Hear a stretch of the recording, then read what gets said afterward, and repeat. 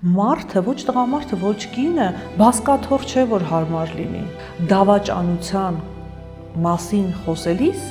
շատ հաճախ մեղքը դնում են կնոջ վրա։ Կանայք, ովքեր որ խոսում են եւ մեղադրում են, որ դու այսպեսին չես կամ այսպեսին չես, լավ կին չես, այս կանանց 90%-ը ճնշված եւ գնված կանայք են։ Իրենք կոծկում են իրական իրենց ցավը, բայց քնելիս գրկում են իրենց բարձը եւ լացում են։ Սիրելի կանայք, ձեզ չեն դավաճանում։ Դավաճանող անձը դավաճանում է իր արժեքները։ Ամեն օր մենք կարող ենք տեսնել ինչպես գեղեցիկ կին, այնպես էլ գեղեցիկ տղամարդ։ Հիմա ամեն տեսնելիս ինչ ենք անելու։ Դավաճանելու ենք։ Ողջույն, դուք գտնվում եք Տաբոյի YouTube-յան հարթակում։ Առաջարկում եմ անմիջապես բաժանորդագրվել մեր ալիքին, որովհետև եթե դուք ուզում եք տեղեկացված լինել եւ հետաքրքիր քննարկումների մասնակցել տաբու թեմաների շուրջ, ապա սա հենց այդ հարթակն է։ Այսօր տաղավար եմ հրավիրել հոգեթերապևտ, քաղաքական գիտությունների թեկնածու, կառավարման համակարգերի մասնագետ Թամարա Գևորգյանին։ Թամարայի հետ մենք հանդիպում ենք երկրորդ անգամ, բայց այս հանդիպումը պատահական չէ։ Հանդիպման գաղափարը ինձ մոտ հղացել է ձեր իսկ հարցերից եւ ձեր իսկ մեկնաբանություններից։ Մեր տեսանյութերի տակ շատ հաճախ թեժ քննարկումներ են ծավալվում եւ դրա համար որոշեցի ոչ միայն ես պատասխանեմ դրանց, այլև մասնագիտական պատասխաններ հնչեցնել։ Բարև ձեզ։ Բարև ձեզ։ Շատ հաճելի է երկրորդ անգամ հրավիրել ձեզ մեր տաղավար, բայց այսօրվա մեր զրույցը մի փոքր այլ ֆորմատով է ընթանալու, համաձայն եք։ Հարց եւ պատասխան։ Պատրաստ եմ։ Որովհետեւ վերջին շրջանում մեր թեմաների շուրջ շատ բուռն, երբեմն նաեւ ագրեսիվ քննարկումներ են տեղի ունենում։ Եվ նաև այսօրվա խորհուրդը մայիսի 15-ը Հայաստանում եւ շատ երկրներում նշվում է որպես ընտանիքի օր։ Ես ցանկացա, որ մենք խոսենք նաև մեր ընտանիքների մասին։ Տաբու ստեղծելիս ես մտածել եմ անդրադառնալ հենց այն տաբու թեմաներին, որոնք մեր հասարակության մեջ սովորաբար չեն քննարկվում, որովհետև իմ մոտ այնպիսի տպավորություն է, որ մենք շատ հաճախ ուզում ենք լռել, զբաղվել ինքնախաբեությամբ եւ հատկապես մեր ընտանեկան հարաբերությունների մասին է խոսքը։ Իհարկե, ուզում եմ մեր հետևորդներին ասել, որ մեզանից ոչ մեկը ընտանիքին դեմ չէ եւ չի կարոզում ամուսնալուծություն, ինչպես շատ հաճախ տեսնում ենք մեկնաբանություններում, բայց նաեւ ուզում եմ խոսենք այն մասին, որ ընտանիքը դա այն առողջ բջիջը պետք է լինի մեր հասարակության, որտեղ պիտի ծնվեն, ձևավորվեն մարդիկ սիրո, երջանկության, փոխադարձ հարգանքի մթնոլորտում եւ դա ամենակարևորն է։ Ես էլ եմ ուզում բոլորիս ասել, որ եւս մեկ անգամ շեշտել, որ նշվում է ընտանիքի օրը եւ խոսել ընտանիքի մասին բոլոր տեսանկյուններից եւ բոլորովին սա չի նշանակում, երբ որ մենք բարձրաձայնում ենք այն թեմաները, որոնք որ ըստ էության ընդունված չեն հասարակության մեջ լայն շրջանակներում քննարկել, սրանք շատ կարեւոր են, որովհետեւ ընտանիքի առողջացումը ոչ թե սկսվում է լռությունից, այլ սկսվում է խոսելուց։ Այսինքն լռությունը շատ հաճախ հակառակը բերում է ընտանիքների փլուզմանը, որովհետև երևույթները, որի մասին որ մենք չենք սիրում խոսել եւ մտածում ենք, որ դրանով պաշտպանում ենք մեր ընտանիքը, դրանք բերում են ամուսնալուծությունների, դրանք բերում են դժբախտ հարաբերությունների եւ բերում են անառողջ սերունդի մեծացմանը։ Այ հենց այս թեմայի վերաբերյալ ուզում եմ անպայման մի մեկնաբանություն կարդալ։ Ես առանձնացրել եմ հատուկ, որպեսզի մեր հետևորդները տեսնեն իրենց նաև այստեղ եւ անմիջական ձեր կողմից լսեմ պատասխանները։ Առաջ ամեն ինչ անում էին, որ հարևանն անգամ չիմանա իրենց տանն ինչ է կատարվում։ Իսկ հիմա ազատ, նույնիսկ սոցցանցերով պատմում են իրենց մասին։ Ինչու, ով կասի։ Սա տեսանյութերից մեկի տակ է, որտեղ ես խոսում եմ դավաճանության եւ ամուսնալուծության մասին։ Ինչի մենք չենք ուզում ինքներս մեզ խոստովանել, որ ունենք խնդիրներ։ Անա ջան, դա շատ բարդ հարց է, որովհետև ասեմ ինչու բարդ։ Միաժամանակ նաև կարևոր, միաժամանակ եթե մենք այս բարդույթից ձերբազատվենք, կլինենք ամենաուրախ, ամենաերջանիկ հասարակություններից մեկը։ Եսի մասին, սեփական եսին անդրադառնալը շատ դժվար թեմա է, որովհետև դու այդտեղ կարող ես նկատես քո բաց թողումները, քո թուլությունները, քո անկատար լինելը, ընդհանրապես սոցիալական պատկերացումները, դերերը, որ մեզ դեռ մանկուց փաթաթվում են մեր վզին, մարդը մեծանալով միևնույն է, մնում է այդ կարծրատիպերին գերի, եւ քանի դեռ ինքը չի կարողացել ձեռբազատվել եւ անդրադարձ կատարվել իր իրական եսին, իր իրական ցանկություններին, պատկերացումներին, աշխարհայացքին, իր երջանկության մոդելին, այս բոլոր քննադատությունների տակ իրականում կա ցավ, այս բոլոր քննադատությունների տակ կա ճնշվածություն, անազատություն։ Այսինքն մարդիկ, ովքեր որ իրենք չեն կարողացել իրացվել, ապրել այնպես, ինչպես իրենք պատկերացնում են, ինչպես իրենք զգում են, նրանք շատ հաճախ հանդիսանում են այդ դերում, հատկապես կանայք կանանց քննադատելիս։ Կարծում եմ, որ քննադատությունների մեծ մասը արել են կանայք, որովհետև ես ինքս էլ նկատում եմ, այլ հիշում եք, մեր նախորդ հաղորդման մեջ մենք անդրադարձել էինք սեպարացիային, անջատմանը, գտնվել էին մարդիկ, որ ենթադրել էին, որ ես եւ դուք այդ բառը չենք հասկանում կամ հայերեն չգիտենք դրա թարգմանությունը, եւ այնտեղ տարբեր բաներ էին գնում, որ դուք դրանով մայրերից հեռացնում եք երեխաներին եւ հատկապես մայրերը, որովհետեւ հիմնականում, հա, այսպես ասենք, ոչ միշտ, բայց հիմնականում երեխաներով զբաղվում են մայրերը եւ երբ որ խոսում ես, որ զավակը պիտի մեծանա, հասունանա, անջատվի, հոգեբանորեն կարողանա անջատվել ծնողներից, մայրերը այդտեղ մի մեծ բանակ կա, որ ասում են, «Էս ինչ եք քարոզում», դա նշանակում է անհարգալից վերաբերմունք, դա նշանակում է սիրո բացակայություն, սրանք վախեր են, ծայրահեղ են, որովհետեւ այդ կանայք եւ այդ տղամարդիկ իրենք իսկ ճնշված են իրենց անձնական կյանքում, իրենք չեն բարձրաձայնում, ելուր մնաց այլ խնդիրներ, որոնք որ առաջանում են ընտանիքում, իրենք իրենց եսին չանդրադառնալով, ինչպես կարող են ընտանիքի եւ ընտանիքի ներսում ծագած խնդիրներին անդրադառնալ։ Ես սա ցավով եմ ասում, եւ օր առաջ պիտի խնդրեմ նման մարդկանց, որ կարողանան անվախ լինեն, չվախենան կորցնելուց, չվախենան այլ եւ այլ կարծիքներից։ Բայց գիտակցում են իրենք դա, այլ հարցը սրանում է։ Եթե մի պահ դադար վերցնեն, կգիտակցեն, ուղղակի տեսեք, գիտակցել նշանակում է պատրաստ լինել փոփոխությունների, Աննա, նշանակում է պատրաստ լինել, այո, այն բուրգը, կեղծ բուրգը, որ կառուցել են, դա փշրվելու է, դա փլվելու է, եւ իրենք նոր հիմքեր պիտի դնեն, իրենց իրական եսին անդրադառնալիս նոր հիմքերով պիտի գնան առաջ։ Այս վախն է, որ շատ հաճախ թե կանանց, թե տղամարդկանց թույլ չի տալիս անդրադարձ կատարելու իրենց իրական ցանկություններին։ Եվ այդ ագրեսիան եւ այդ բառապաշարը, որը որ օգտագործում է, կամ ես կարդացել եմ, տեսեք, այդ ռիլը, որ դուք հաղորդումից կտրել եւ հա ներկայացրել եք, այդ ռիլը 600,000-ից ավել դիտում էր, որը ինձ ապշեցրել էր իհարկե։ Ես գիտեի, որ կհետաքրքրի այդ թեման, բայց որ այդքան կհետաքրքրի եւ այդքան ասելիք ունեն, օրինակ ես առաջարկում եմ, որ այդ կանայք օրինակ մեզպիսի ձևաչափ անենք, ովքեր որ այդ մեկնաբանություններն այլ են, հրավիրենք զրույցի եւ կտեսնեք, որ այդ ագրեսիայի տակ, այդ ծայրահեղ արտահայտությունների տակ մի խոցելի էակ է, մի ճնշված մարդ է,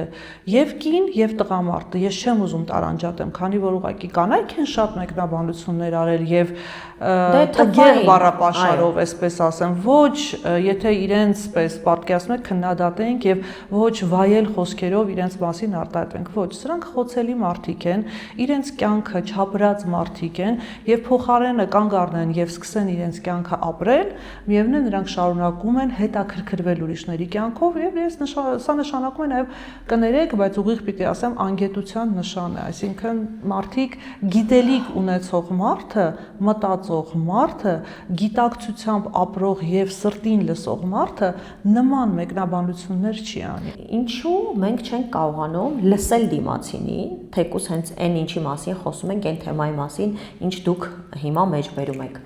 Այստեղ կանայք կան շատ, որոնք չեն կարողանում ընկալել մեր ասածը, մեր զրույցի բուն իմաստը, այլ եւ չեն ընկալում, որ մենք խոսում ենք ինչ որ դաստիարակության մասին, երեխաներին ազատ թողելու մասին, այլ վերցնում են ծայրահեղություն, այսինքն ձեր ասելով ստացվում է, որ մենք պիտի ունենանք երեխաներին եւ թողենք եվրոպական արժեքներ եք քարոզում, բայց ես ուզում եմ նաեւ մեր հետևորդներին ասել, որ ես Եվրոպայում հրաշալի ընտանիքներ եմ տեսել, որտեղ մարդիկ ամուսնացել են ենթադրենք հասուն տարիքում եւ մեկընդմիշտ որոշել են, որ կյանքը կապում են այդ մարդու հետ եւ շատ երջանիկ ընտանիքներ են ձևավորում։ Այս ծայրահեղությունը որտեղից է գալիս։ Նախ գալիս է եւս մեկ անգամ շեշտեմ անգիտությունից։ Երբ որ մենք ասում ենք եվրոպական արժեքներին չի նկատի ունենք, օրինակ մարդիկ ծանոթ են կամ որքանով են ծանոթ, որ սկսած 4-րդ դարից Աշտիշատի կանոնադրությունից սկսած Մխիթար Գոշի դատաստանագիր 12-րդ դար, այնտեղ հստակ նշված է կնոջ եւ տղամարդու դերի մասին, իրավահավասարության մասին։ Եվ ի վերջո առաջին հանրապետության տարիներին, այսինքն 18-ից 20 թվականների մասին ենք, հա, մենք խոսում առաջին ընտրելու իրավունքը հայկինը ունեցել է եւ ընտրվելու։ Հիմա որ արժեքների մասին ենք խոսում։ Եթե մենք խոսում ենք մարդու մասին, տեսեք, ընտանիքում շատ կարևոր է, որ մենք հասկանանք, ընտանիքում կոնֆլիկտները նորմալ են, բայց կարևոր է, որ ընտանիքում մենք կարևորենք մարդուն, ընտանիքը պիտի լինի տարածք, որտեղ մարդը ունի հոգեկան, ֆիզիկական անվտանգություն, ինքնադրսևորվելու, ինքնաարտահայտվելու հնարավորություն, սխալվելու հնարավորություն, եւ երբ որ առողջ է, որ լինում են խնդիրները նրա համար են, որ քննարկվեն, բացատրվեն, վերաարժևորվեն, հասկանան եւ շարունակեն առաջ։ Կեղծ հարաբերությունները երկար ճանապարհ չունեն։ Մարդիկ, ովքեր որ երկակի ստանդարտով են ապրում, երեխաները, որ մեծանում են նման ընտանիքներում, ես վստահ եմ, որ եւ ես ուզում եմ անդրադառնալ, հա, այդ ամբողջական ընտանիք ասվածը, որևէ առողջ եւ բանական էակ, որևէ կին, որևէ տղամարդ ինքը չի ուզում կառուցել ընտանիք, որը որ հետո պիտի փլուզվի։ Հետևաբար եկեք հասկանանք, որ ամբողջական ընտանիք ասվածը դա կազմը չէ ընտանիքի, դա ընտանիքի որակն է, բովանդակությունը, այսինքն երեխան ինչ արժեքներով է մեծանում, ինչ է տեսնում, երբ որ տղամարդը իր օրինակով ցույց է տալիս, որ կնամեծար է, սիրում է իր կնոջը, հարգում է, այդտեղ նախ կնոջ սերը կրկնապատկվում է, հուզականությունն ավելանում է եւ ընդհանրապես սիրելի տղամարդիկ, ասեմ ձեզ, որ ամենալավ խորհրդատուն ձեր կինն է, որովհետեւ դուք այստեղով եք մտածում, կինը այստեղով է զգում եւ ձեզ փոխանցում այդ էմոցիան, որով դուք պարուրվում եք, ավելի ուժեղանում եք, ավելի կարող եք դառնում եւ սիրելի կանայք վստահեք ձեր տղամարդկանց, հավատացեք տղամարդկանց եւ սա կլինի առողջ մոդել, մենք սա պիտի բարձրաձայնենք հասարակական գործիչները, քաղաքական գործիչները, մարդիկ ովքեր որ հանրության մեջ ավելի շատ են երևում, սրա մասին պիտի խոսենք, թե չէ մենք չգիտենք, որ ընտանիքներում կա բռնություն եւ սրա մասին փորձում ենք չխոսել։ Մենք չգիտենք, որ շատ երեխաներ մեծանում են ֆիզիկական բռնության, հոգեբանական բռնության ներքո, հետո ինչ տիպի մարդիկ են դառնում, այս երեխաները մեծանալով ինչ տիպի մոդել պիտի ունենան։ Ընդամենը 3 մեր հետևորդներից, իմ հետևորդներից մեկից նամակ եմ ստացել մի սարսափելի կյանքի պատմություն, որտեղ խոսվում է այն մասին, որ հայրը բռնության է ենթարկել 3 երեխաներին եւ մորը եւ այդ աղջիկը անձամբ է պատմում ինձ, այսինքն դա ուղակի կողքից լսված պատմություն չէ եւ չեմ ուզում երկարացնել, վերջում եղբայրը ինքնասպան է եղել, աղջիկը մի քանի անգամ ինքնասպանության փորձ է արել, պարզապես ուղակի Աստվածն է նրան փրկել եւ հիմա ինքը այդ միայն դրանով է կարողանում ապրել Աստծո խոսքով։ Մոր մասին չեմ խոսում, ես ուղղակի ուզում եմ սա մի օրինակ է։ Այո։ Եվ ինչ շատ հաճախ ասում են, այդպիսի օրինակները շատ չեն, բայց հավատացեք, շատ են։ Ես ինքս շատ նամակներ եմ ստանում, եւ եթե մենք համեմատության մեջ ենք դնում, ապա ավելի լավ չէ արդյոք, որ ընտանիքում կանխարգելել նման հայր, բայց երեխաները ապրեն ուրախ եւ երջանիկ։ Նախ սկսենք նրանից, որ նման ընտանիքներում նախ ասեմ, որ քիչ չեն, ես ցավով եմ սա նշում, բայց սա չի նշանակում, որ մենք այս պիտակը պիտի բոլորի վրա կպցնենք եւ ասենք Հայաստանում բռնությունը մեծ տոկոսի է հասնում։ Հայաստանում կա բռնություն, աշխարհի բոլոր երկրներում եւ տարբեր հասարակություններում սրանք տարբեր դրսևորումներ ունեն, որտեղ բռնությունը միայն ֆիզիկական բռնությունը չի, այլ հոգեբանական բռնությունն է եւ այլն։ Եվ այս դեպքը ամենացավալի դեպքերից է, Աննա, որ դուք հիմա ներկայացնում եք, եւ տեսեք, նախանշաններ վստահ են, որ այս ընտանիքում եղել են։ Սա մի օրվա խնդիր չէ, երկու օրվա խնդիր չէ։ Հիմա այստեղ նաեւ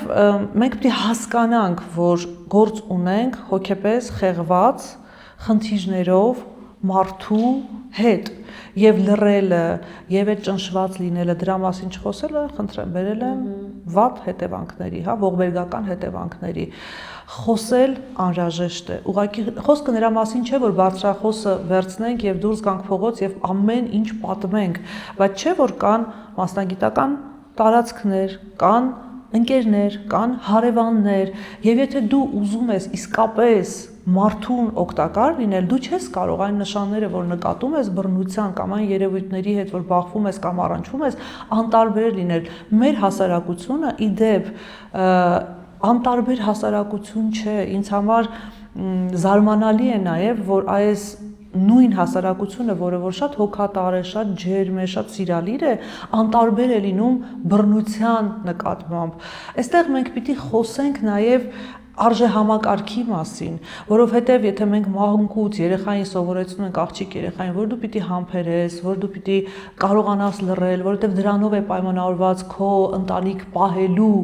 գրավականը, բայց սիրելիներս, մարդը, ոչ տղամարդը, ոչ կինը բասկաթոռ չէ, որ հարմար լինի, հասկանում եք, հագուստ չէ, որ գնաս ձեռցակի մոտ եւ այդ ուզածը ձևով ձևի, ընտանիքը սա ճկուն համակարգ է, ընտանիքը անընդհատ շնչող, աճող, գործող համակարգ է եւ հարաբերություններն էլ են այդպիսին, եթե մենք որոշում ենք կայացնում միասին ընտանիք կազմել, սա նշանակում է մենք միասին ենք պատասխանատու այն բոլոր երևույթների համար, որ մեզանում տեղի ունենում։ Շատ հաճախ հիմա ինձ հարցնում են եւ նաեւ իմ այցելուների փորձով կարող եմ ասել, ամուսնալուծություններն են շատացել։ Ինչի արդյունք է սա, ինչպես եք կարծում։ Ամուսնալուծությունները շատացել են, որովհետեւ մարդկանց թվում է հարաբերություններ, իրենք ուզում են հեշտ հարաբերություններ։ Սրա մասին էլ եմ ուզում խոսենք Աննա ջան, որովհետև հեշտ այդ պատկերացումը սրանք մակերեսային պատկերացումներ են, հարաբերություններում ամեն բան լինում է, ընտանիքում ամեն բան լինում է, դժվարություններ, վերելքներ եւ վայրեջքներ, հենց հարաբերությունների կայունությունը եւ ընտանիքի առողջացումը տեղի է ունենում, երբ որ դժվարությունները մենք միասին հաղթահարում ենք, այլ ոչ թե փախչում ենք այս դժվարություններից եւ երբ լավ է, երբ հաճելի է եւ հաճույքի շուրջ է, մենք միասին ենք, բայց երբ կան խնդիրներ, վերջ, այլևս մենք միասին չենք։ Այնպես որ խնդիրները շատ օգնում են մեզ աճել, վերանայել, հասունանալ, ամրանալ։ Կոնֆլիկտները շատ հաճախ, եթե մենք կարողանանք ճիշտ դուրս գալ կոնֆլիկտներից, հարգանքով վերաբերենք կոնֆլիկտներին, մենք կարող ենք հարաբերություններում շատ ավելի լուրջ ամրություն գրանցել,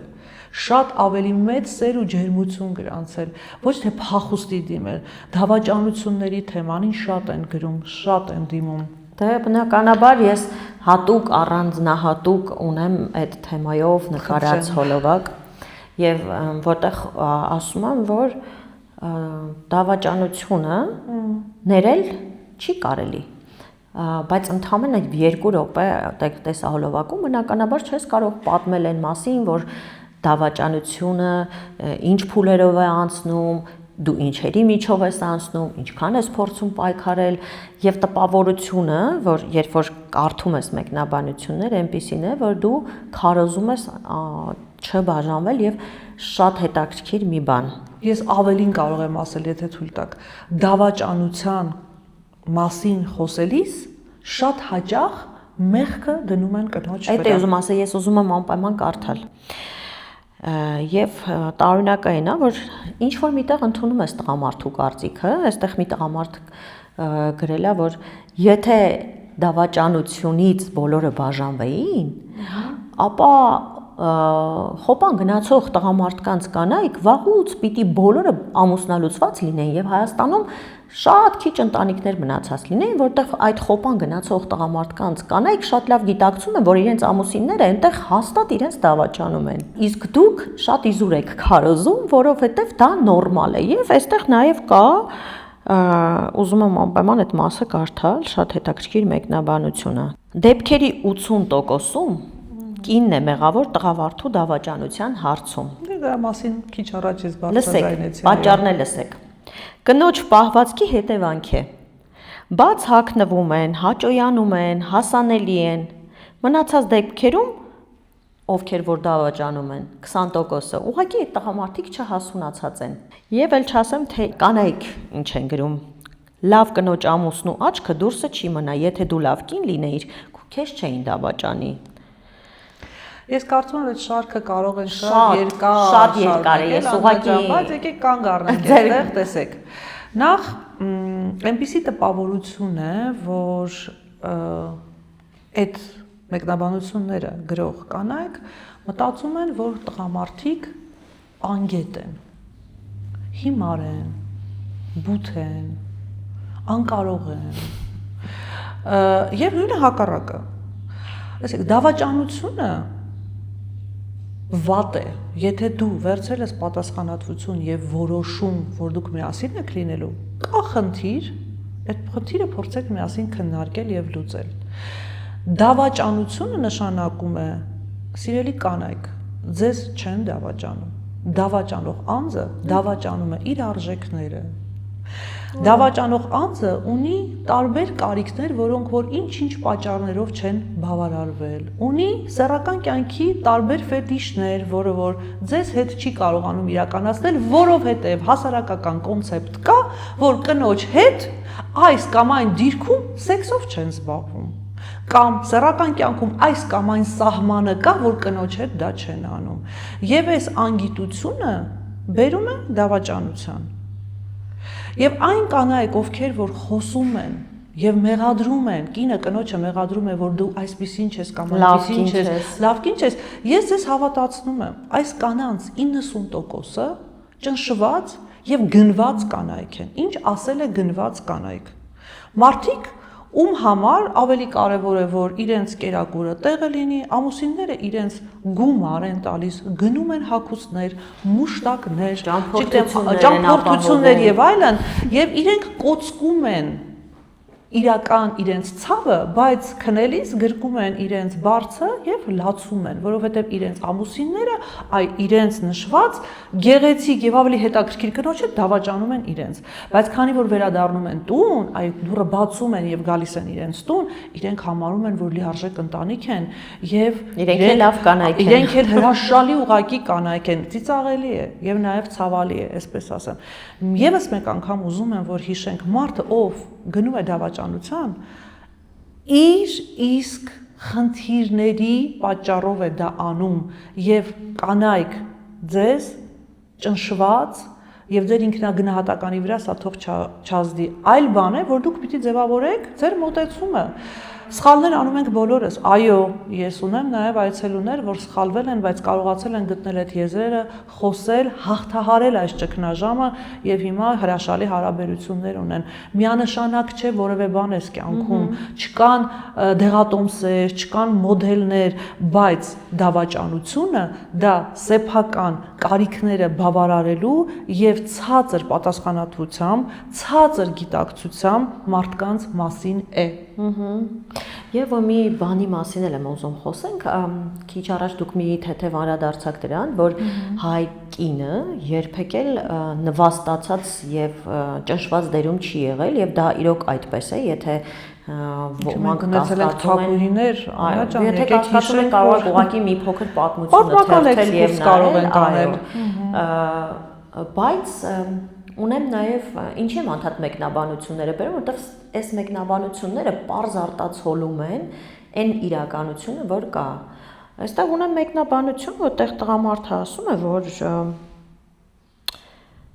դուք այդպես էլ կանայքդ չհասկացաք տղամարդու եւ կնոջ տարբերությունը, այսինքն տղամարդու դավաճանությունը շատ նորմալ է։ Իսկ երբ որ դա անում է կինը, աննորմալ վիճակ է եւ այդպես էլ չհասկացաք, որ պիտի հասկանաք, որ բոլոր տղամարդիկ էլ դավաճանում են եւ դա նորմալ է։ Ես կարծում եմ, որ տեսեք, կյանքի ամենակարևոր բաներից մեկը ժամանակն է, առիթներ ունեցել եմ այս վերջերս անդրադառնալու, որ ժամանակը մեր ամենաթանկ կապիտալն է եւ դա մանրադրամ չէ, որ մենք աչ ու ձախ շռայլենք եւ բաշխենք։ Եվ այն մարդիկ, ովքեր որ համարում են, որ իրենց համար դա նորմ է, այս մարդիկ ուղղակի իրենց սեփական եսը դեռ չեն հասցրել եւ չեն ուզում ճանաչել, որովհետեւ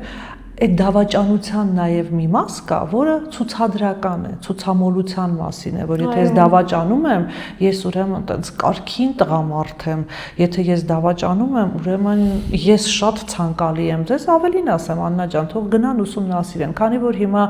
կյանքը անընդհատ փոփոխվող, հա, մեր ընթացք է, շատ հարթակներ կան, որ մարդիկ միմյանց հետ ծանոթանում են եւ գիտեք ինչ է տեղի ունենում այնտեղ երբ որ ժամանակ ունենամ մի քիչ ավելի հասուն տարիքում գրելու եմ դրա մասին կարծում եմ այս հարթակներում 45+ կանանցով հետաքրքրվում են 25-ից մինչեւ 30 տարեկան տղամարդիկ եւ 45 եւ պլյուս տարեկան տղամարդիկ հետաքրքրվում են 25 տարեկանից մինչեւ մաքսիմում 30 տարեկան կանանցով։ Ինչ է սա նշանակում։ Այդ տղամարդիկ ովքեր որ շատ տարածված է եւ ինչ է այստեղ կատարվում, հա։ Այսինքն 45+ տարեկի տղամարդիկ գնում են այնտեղ, որպեսզի նոր էմոցիաներ ապրեն, ինչի համար, իրենց ինքնագնահատականը բարձրացնելու, որ իրանք դեռ կարողանում են ազդեցություն, տպավորություն թողնեն կնոջ վրա, վախենում են հասուն եւ կայացած կանանցից, որովհետեւ հասուն եւ կայացած կինը գրագետ մարդը, գիտակից կինը չի գնվում Իսկ այնտեղ հեշտ է։ Եվ նույնը, երիտասարդ տղաները ձգտում են դեպի հասուն կին, որովհետև իրենց ավելի հետաքրքիր է եւ այն ձևական բաները, որը որ հասել է ուղակի ծայրահեղության, խոսքը գեղեցիկ ու նուրբ ու սիրուն ռոմանտիզմի մասին չէ։ Խոսքը այն ձևական ցուցամոլության մասին է, որ նաեւ տարբեր աղջիկներ պահանջում են տղամարդկանցից, հա, դրա համար երիտասարդ տղամարդը ձգտում է դեպի ավելի հասուն կին, որովհետև այդ կինը բովանդակության մասին է, ոչ թե ձևի մասին։ Ըստ էության մեր հասարակության ամենամեծ խնդիրներից մեկը այն է, որ դու այն չես, ինչ ներկայանում ես, դու թվում ես, երևակայում ես, ցույց ես տալիս, որ դու ինչ որ մեկն ես, բայց դու այդ չես, այսինքն այնտեղ էությունը, բովանդակությունը բացակայում է եւ միայն հասարակության կողմից ստեղծված դերերի բավարարումն է որ նրանք կարողանում են դրա հետևից վազելով ցույց տալ, որ ես էլ հասցրեցի, ես դերում էլ եղա, ուրեմն ես կարքին կին եմ կամ կարքին տղամարդ եմ։ Եվ ամբողջ կյանքը այսպես անիմաստ կարող են մարդիկ վատնել, փոխարեն կանգ առնեն, որովհետև վստահեցնում եմ, որ որևէ մեկը, ով երբևէ զգացել է իրական սեր, ջերմություն, մտերմություն, էմոցիոնալ կապվածություն, ամեն օր մենք կարող ենք տեսնել ինչպես գեղեցիկ կին, այնպես էլ գեղեցիկ տղամարդ։ Հիմա ամեն տեսնելիս ինչ ենք անելու։ Դավաճանելու ենք։ Դրա համար հարաբերություններում շատ կարևոր է էմոցիոնալ մտերմությունը, ընկերությունը, հասկանալը, հումորը, որը շատ կարևոր է, այդ ձևի երկակի ստանդարտների ջարդելը, այն տաբու թեմաների բարձրացնելը, ինչը հիմա մենք փորձում ենք անում, շատ կարևոր է, որովհետև տղամարդկանց էլ եմ ուզում, Աննա ջան, այստեղ պաշտպանել, որովհետև այդ խեղճ տղամարդիկ էլ են մնացել այդ ձևի տակ, որովհետև իրենց մամաները եղել են ճնշված չեն տեսել ընտանիքներում այդ առողջ փոխհարաբերությունները, հիմա էլ աշխարհում անընդհատ, տեսեք ինչքան մեծ է, լայն են, գույները շատ են, ներկապնակը շատ է, ընտրությունը շատ է, խառնվում են իրար եւ իրենց թվում է, որ իրենք պետք է էլ հասցնեն, մի հատ էս կնոջն էլ ժպտան, մի հատ գնան սեքսով զբաղվեն, մի հատ վազեն աշխատանքի վայրում Երևան, որ իրենք որոշում կայացնող են եւ այլն։ Ձեզ մի օրինակ պատմեմ, իհարկե անունը չեմ տա, բոլորիս հայտնի մեր ժամանակներում պաշտոն զբաղեցրած, նաև որոշակի ենթամշակույթ սիրող մարդկանցից մեկի հետ հերթական անգամ բանավիճում էի քաղաքական թեմաներով եւ ես ասացի, որ լսի, պաշտոնը ունես, փողը ունես, տենց ճակերտավոր այդ որ սիրում են, հա, լավ տղայի կարգավիճակում ես, ինչ որ հարցեր ես լուծում, լավ, ինչ ես չեմ հասկանում, ինչ ես ուզում դու իրականում քո կյանքում։ Գիտեք, այլ պայմաններում այդ մարդը երբեք չէր կարող ինձ գրկել, բայց այնքան անկեղծ էր, ասեց Թամար, մի հատ գրկեմ ու սենց ցածր շշուկով ասեց, պարզ մարդկային սեր եմ ուզում։ Եվ աչքերը լցվեցին, այսինքն իսկապես էլի մի հատ կանգ առնենք ու հասկանանք, որ այս ինչի հետևից ենք վազել, այս սոցցանցերի, չգիտեմ, ինստագրամյան սերերը, որ ցույց են տալիս, որ իրենք երջանիկ են եւ այլն, ժողովուրդ, սրանք ուրիշի կյանքեր են եւ բոլորովին ազնիվ ներկայացված չեն։ ապրենք մեր կյանքը։ Մենք ունենք հրաշալի հնարավորություն ամեն պահի հանկարծ չասեք, բա արդեն կյանքը անցավ գնաց, ոչ, որ վարքյանին, որ մենք գալիս ենք այդ գիտակցության, որ այլևս ես ուզում եմ ապրել իմ կյանքը, իմ իրական կյանքը, եւ այդ հարցերը պարբերաբար խնդրում եմ տվեք ձեզ, ով եմ ես իրականում, ինչ եմ ուզում ես իրականում եւ ինչի համար եմ ուզում, ես ուզում եմ որպիսի մյուսները մտածեն, որ ես երջանիկ եմ, ուրախ եմ, թե իսկապես ուզում եմ լինել ուրախ ու երջանիկ։ Ու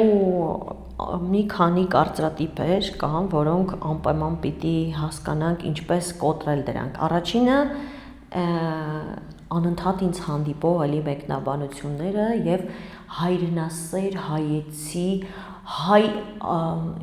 ինչպես հոգնեցրել են Աննա ջան։ Դուք կոտրում եք հայ կնոջ կերպարը եւ եվրոպական արժեքները, տեսեք, ուզում ես էլի ուզում եք մի հարցրեք, ժամանակ մի ծախսեք, գիտեք ինչու, որովհետեւ այդ մարդիկ գնացեք վիզա կենտրոնի առջև, տեսեք, այդ մարդիկ ովքեր գրում են, իրենց կոտորում են, ինչ ճանապարհների ասես դիմում են եւ պատրաստ են դիմելու, որպիսի հայտնվեն եվրոպական այս կամ այն երկրում։ Ինչու։ Նախ նորից եմ կրկնում, այն արժեքները, որ կա հայ ընտանիքում, կնամեծարությունը, էմպաթիան, սիրո եւ հարգանքի դրսեւորումը կերազեն շատ եվրոպական հասարակություններ ունենալ այդ ամենը, այդ սերն ու ջերմությունը, բայց եկեք լավն էլ ասենք, խնդիրների մասին էլ խոսենք։ Սերը չի նշանակում ճնշել, սերը չի նշանակում մենք ամեն ինչում պիտի մեր քիթը մտցնենք մեր երեխաների կյանքը, փորփրենք, իմանանք, տեղյակ լինենք։ Սեր նշանակում է ընդունել, տալ ազատ տարածք, հնարավորություն աճելու, զարգանալու, հարգել դիմացինի հույզերը։ Բոլորովին նրա մասին։ Եվ հայկինը այդ կանայք, որ խոսում են հայեցի եւ այլն, հայեցի ինձ համար նշանակում է լինել ուրախ, առողջ, ջերմ, սիրով լի, կիրթ, զբաղվել նրանով, ինչը որ քեզ ուրախություն կտա, որովհետև մարդը, եթե ինքը ճնշված է եւ ուրախ չէ, կներեք, բայց սեր տալ չի կարող։ Նախանձը հենց այնպես չի առաջանում, համեմատվելուց է առաջանում, որովհետև երբ որ քո հույզերը, քո ցանկությունները, քո պատկերացումները իրականություն չեն դարձել, դու չհարանում ես, դու զազրախոսում ես, որովհետև դու չես կարողացել քո տրված ազատություններից օգտվել եւ մեկը որ օգտվում է այդ ազատությունից դու ակամայից բարկանում ես այդ բարկության տակ սեղմված ու ճնշված ազատություններն եւ այն մարդկանց ովքեր փորձում են ավելի պարզ եւ անկեղծ ներկայացնել առանց դիմակների իրենց կյանքը, ինչպես եղավ իմ հյուրերից մեկի դեպքում, ես ստիպված եղա մեկնաբանությունների հատվածը փակել, որովհետեւ ոչ միայն քննադատում էին կամ այլ կարծիքներ էին հնչում, այլ կարծիք ունենալը շատ նորմալ է, բայց այս դեպքում շատ եւ կանայք եւ տղամարդիկ չէին ալարել եւ ոչ միայն վատ մեկնաբանություններ էին գրել, այլև սարսափելի խոսքեր եւ ուզում եմ հասկանալ, արդյոք նորմալ է այդ մարդկանց հոգեվիճակը։ Իհարկե ոչ։ Եթե նրանք պատրաստ են վերցնել համակարգիչը եւ հայհոյանքներ գրել մի կնոջ հասցեին, որին անգամ չեն ճանաչում։ Տեսեք, սա նույն խնդիրն է, խոսելու եմ սրա մասին եւ ուզում եմ, որ ուշադիր լինեն բոլորը։ Սա նույն խնդիրն է, որ մենք բողոքում ենք, ինչպիսի բանակ ունենք մենք։ Այ մենք ունենք նույնքան հայելային պատկերով բանակ, ինչպիսին, որ մայրերը, հատկապես կրկնում եմ մայրերը, եւ իհարկե հայրերը դաստիարակում են եւ արժեքներ են սերմանում իրենց զավակների մեջ։ Սա նույնն է, որովհետեւ որևէ մեկը այդ կնոջ տեղը չի ապրել, այդ կնոջ ճանապարհը չի քայլել եւ չգիտի, եւ մարդիկ, ովքեր իրենք են բռնության ենթարկվել, բայց դա հմտորեն կամ ճնշվածությունից թաքցնում են, հանկարծ հենց տեսնում են հարթակ, որտեղ իբր իրենք կարող են իրենց ավելի ուժեղ եւ առավել զգալ ճակերտներում, հա թվացial, սկսում են խոսել, հայհոյող մարդը դա ամենաթույլ ու տկար մարդն է։ Վատ խոսող մարդը, վատաբանող, բամբասող մարդը Դա ամենաթույլ, ամենախոցված, ամենատկար մարդն է, բայց դա չի նշանակում, որ մենք սա հասկանալով, հատկապես մասնագետներս կամ մարդիկ, ովքեր որ դա գիտակցում են, պիտի դրան տարածք տանք։ Մենք այս մարդկանց պիտի ուղղորդենք, որ բուժվեն, որովհետև մենք ուզում ենք առողջ հասարակություն։ Մենք ուզում ենք, որ մենք ինքներս ապրենք մեր կյանքը հնարավորինս դրական ելևէջներով, հնարավորինս մեր պատկերացրած մեր ցանկությունների տիրույթում եւ նույնքան պիտի հարգենք դիմացինի ցանկությունները, դիմացինի էմոցիաները եւ պատկերացումները եւ երբեք մեզ իրավունք չվերապահենք քննադատելու, որովհետեւ մենք իրոք չգիտենք եւ անգամ եթե ունենք որոշակի ինֆորմացիա, մենք մեզ իրավունք չվերապահենք քննադատելու, մենք պիտի հասկանանք, եթե կարող ենք օգնենք, նույնը երեխաների հարցում։ Ոչ թե այնպես անենք, որ այս երեխաները կամ այս մարդիկ կամ այս կանայք, որ այդպես են ստացվել, հիմա ես ուզում եմ հարց տալ, ընտանիքի օր ենք ասում։ Տղամարդու դերը նրանում չի, որ ինքը գա եւ մասնակցի երեխայի ստեղծմանը եւ հեռանա։ Ասենց հպարտորեն բաժանվի եւ տարբեր տեղեր ունենա երեխաներ։ Եվ այդ մայրը, հերոսներ են այդ կանայք, ովքեր մենակ մեծացնում են երեխաներին, խոնարհումս այդ կանանց, եւ գիտեք, այո, պիտի ամոթ ապրեն այդ տղամարդիկ, ոչ թե գլուխ գովեն, որ իրենք տենց մի քանի անգամ ամուսնացել են, դա ինչ, դա ինֆանտիլության նշան է, դա պատասխանատվության բացակայության նշան է։ Համագործակցություն է, անգամ եթե զույգերը միասին չեն, հարաբերությունները համագործակցություն են պահանջում, այսինքն մենք կարող ենք ունենալ խնդիրներ, կյանք է, ամուսնալուծվենք, բայց համագործակցել, երեխաներին առողջ մեծացնելու մասին են հարաբերությունները, ոչ թե փախուստի, ոչ թե գլուխ գովելու, ես նաև ասեմ, շատ արատավոր երևույթ կա, որ շատ մայրեր մեկ էլ ասում են հպարտորեն, ես տղայի մայր եմ, սիրելի մայրեր, ես էլ եմ տղայի մայր, բայց հələ թող բախտը փորձի իմ տղայի, որևէ ընկերուհու նեղացնի, ինքը շատ լավ գիտի, թե իմ կողմից ինչ վերաբերմունքի կարժանանա, որովհետև մենք պիտի հասկանանք, որ յուրաքանչյուր կին մայր, ով լույս աշխարհ է բերում զավակի, պիտի կարողանա արժեք փոխանցել, ավելի առողջացնելու, ավելի լավը դարձնելու կյանքը, ոչ թե հակառակը, նույնը տղամարդիկ։ Դրա համար ուզում եմ կրկնել, որ եկեք սեր տանք միմյանց, հարգենք միմյանց, վստահենք մեր տղամարդկանց, ամուր պահենք այն արժեքները, որոնք որ լավն են, որոնք որ մեզ դարձնում են ավելի հնարավորություններով լի, ավելի բաց, ավելի անկաշկանդ եւ արմատախիլ անենք բոլոր այն վատ սովորությունները, որոնց որ մենք տալիս ենք ընտանիք կամ արժեք անվանումը կամ հայկին հայ տղամարդ, մենք նախ մարդ ենք, այո, հետո նոր կին ենք, տղամարդ ենք կամ ազգությունները, այդ սին խոսքերը, այդ կեղծ բարեպաշտությունը, կեղծ հայրենասիրությունը, կեղծ կենացները հասել են արդեն ստեղներս եւ դրա համար էլ մեր զավակները շատ հաճախ հոգնում են,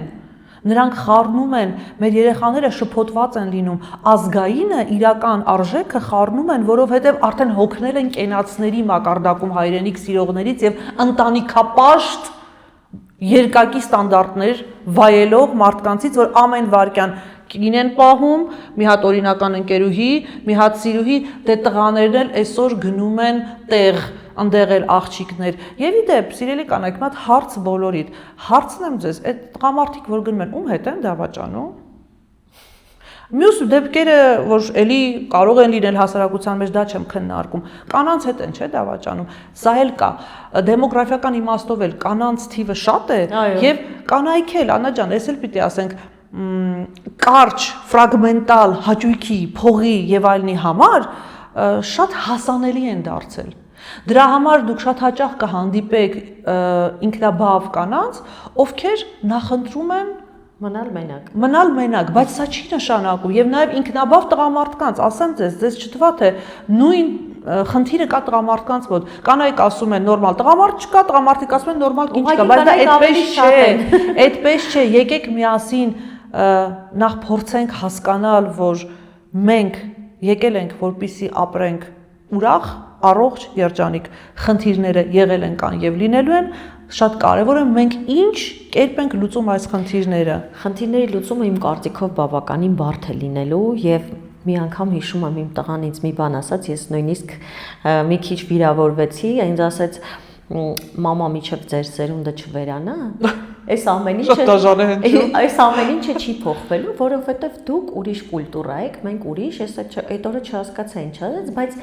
հիմա մտածում եմ վերանալ ոչ բառիս բուն իմաստով վերացնել ուղակի սերնդափոխության։ Ես հիմա տեսնում եմ երիտասարդներ, որոնք շատ գեղեցիկ ընտանիքներ են կազմում եւ շատ եմ ուրախանում դրա համար, որովհետեւ տեսնում եմ, որ այդ առողջ ընտրությունը կա, որ գիտակցված պատասխանատու ընտրությունը կա եւ ուրախանում եւ իդեպ շատ հաճախ ասում են նոր սերունդը այսպիսին է, այնպիսին է, բայց ես տեսնում եմ, որ նոր սերունդը շատ լավն է, շատ հայրենասեր է, ուղղակի իրենք այդ ձևական կողմը չեն պահում։ Ես համաձայն չեմ, որ մենք պիտի վերանանք հետո նոր։ Ես էլ համաձայն չեմ։ Ես ասեմ, որ մենք էլ մեր ծնողների հետ շատ հաճախ համաձայն չենք եղել եւ դա նորմալ է, այսինքն սերունդները միշտ ունեն իրար ասելու բան, եւ լավ, եւ ոչ այդքան դրական եւ բացասական, բայց սերնդափոխության ամենագեղեցիկ հատվածը նա է, որ դու տեսնում ես, թե ինչպես են, երբ որ դու երիտասարդ ես, պատանի ես կամ երեխա ես, ինչպես է հաջորդը գալիս, դու արդեն գնում ես ավելի գեղեցիկ տարիք եմ ես անվանում, ավելի իմաստուն տարիք եւ կարողանում ես այդ հաճույքը վայելել, տեսնել, որ օրինակ ինչ-ինչ բաներ, որ դու քեզ թույլ չէիր տալիս, ճնշված էիր, ոչ թե որ վատ բաներ, չէ, դրական բաներ։ Երիտասարդները, այ մեր երեխաները, իմ տղան, ձեր աղջիկը իրենց շրջապատը, իրենք ավելի բաց են, ավելի անկեղծ են, անգամ մեկ-մեկ ես սկսում եմ սենց ակամայից ծիծաղել, որովհետև այնքան բաց են, որ քեզ թվում է վայ, բայց այդքան որ քեզ թվում է դա հնարավոր է, բայց իրենց հենց տեսնում ես այդ աչուկները ոնց են պսպղում, ինչ անկեղծությամբ են վիճում եւ այլն, դու միայն պիտի վայելես եւ չխանգարես։ Գիտեք, մեծ շռայլությունը, երբ որ մենք երիտասարդ սերնդի վստահությունը սկսում ենք վայելել։ Այդտեղ հավատացնում եմ մի ուրիշ վայել քեզ սկսում ծնող զավակ հարաբերություն եւ առհասարակ հասարակությունը այս իմաստով շատ առողջանում է, ոչ թե հակառակը։ Եվ եկեք մենք կարողանանք ընդունել այս իմաստով, հա, որ մենք շատ ավելի վախերով եւ տագնապներով լի ենք եղել, չնայած որ այսօր ամբողջ մեդիան, ամբողջ, չգիտեմ,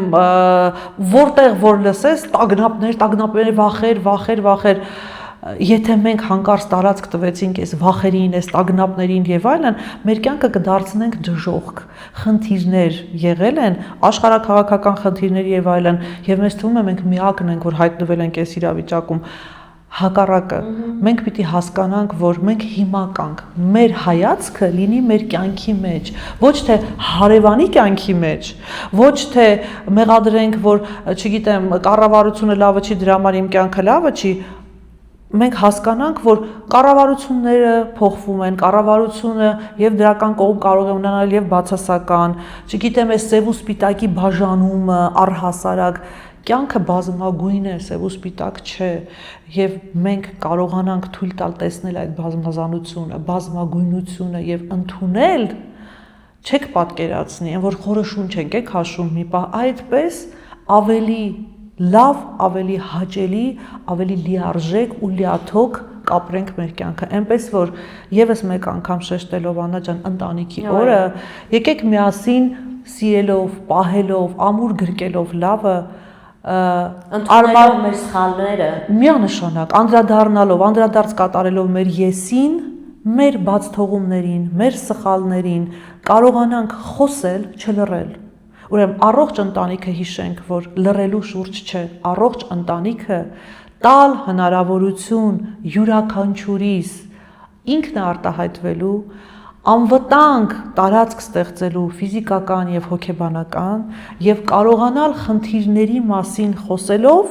նայել գլխավոր նպատակին, եթե մենք ուզում ենք միասին մնալ եւ շարունակել, մենք կգտնենք լեզուն, բառապաշարը, ինտոնացիան շարունակելու, բայց եթե մենք ուզում ենք միմյանց վրա ինքնահաստատվել եւ մեր ճնշվածությունները բերել, մտցնել ընտանիք, այլ հակառակը, եկեք մենք անհատի մակարդակում անդրադառնանք մեզ